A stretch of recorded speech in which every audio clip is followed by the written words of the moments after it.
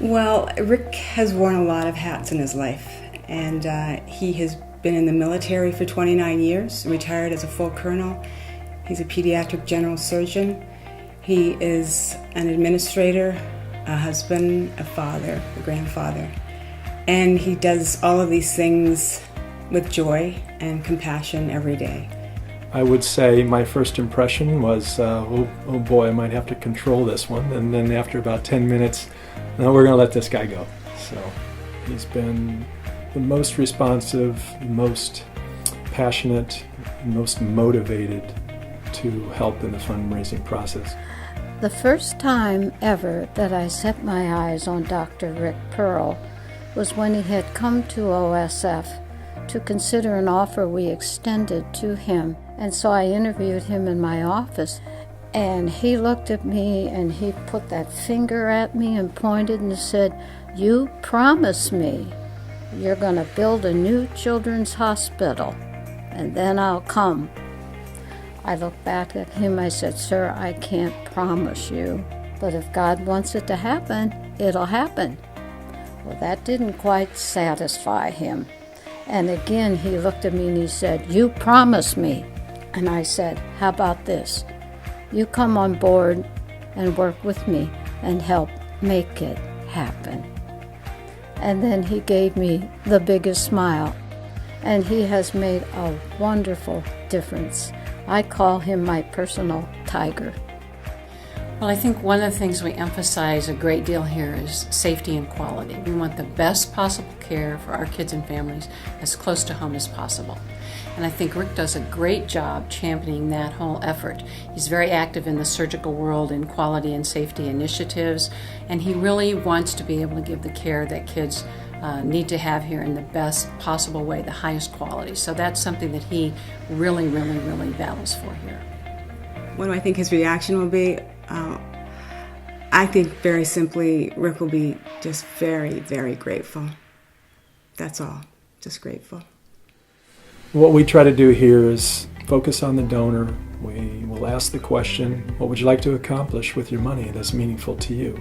And then try to marry it with the priorities of this organization, so it's a tremendous win-win. And it's really a spiritual experience, when that happens. Not of tears, not of joy, not of sadness after they get rid of their money. It's ironically, it's tears of joy, and it's extremely rewarding for all involved. Individuals really want to do something good and want to contribute to something good and make a difference in people's lives. And when we're able to really share with them either something that we're engaged in or just by our own example, the enthusiasm we have for the good that's being accomplished in OSF, and that matches with the passion of our patient or our families, then it gives them that wonderful bridge and opportunity to be a part of the good that we provide. And to me, that's the gold heart of philanthropy. Sometimes we don't remember that if families really moved by the care that they got, they want to give back. They want to acknowledge that and be able to give back. And that can be done in a bunch of different ways. And I think we just need to remain open to that, so that if that's just being perhaps on a committee or being part of a focus group to give their input on how their experience was and things that can be improved, or if that's partnering with us to develop a new program or some new aspect of the hospital, most families really want to give back and want to help in a way that is appropriate for them. So if we just keep in our mind that it's important for them to be able to help us because we help them, I think it makes it a lot easier for physicians to work with the foundation and to say, hey, this is a family where maybe building a relationship would be important because they want to give back in some way. I mean, you just have to look around the city and see the beautiful buildings that are part of OSF, the Children's Hospital and Jump Simulation Education Center. He, along with other really good people, put these beautiful facilities together that will go on for years and years and will help children and educate many people.